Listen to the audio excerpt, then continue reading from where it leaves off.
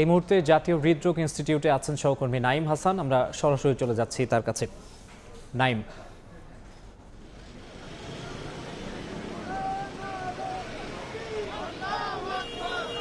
নিজের প্রিয় মাতৃভূমিতে নিথর দেহে ফিরলেন ইনকিলাব মঞ্চের মুখপাত্র শরীফ ওসমান হাদী। আজ বেলা 5:50 তাকে বহনকারী বাংলাদেশ বিমানের একটি ফ্লাইট অবতরণ করে শাহজালাল আন্তর্জাতিক বিমানবন্দরে। এরপরে তার মরদেহটি সেখান থেকে নিয়ে আসা হয় জাতীয় হৃদরোগ ইনস্টিটিউট হাসপাতালের হিমাগারে।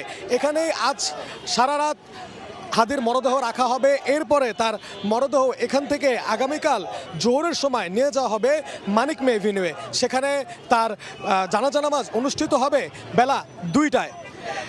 ইনকিলাব মঞ্চের মুখপাত্র শরীফ ওসমান হাদীর মরদেহ জাতীয় হৃদরোগ ইনস্টিটিউট হাসপাতালের হিমাগারে রাখার পরে এখানে কিন্তু আইনশৃঙ্খলা বাহিনীর ব্যাপক উপস্থিতি লক্ষ্য করা যাচ্ছে।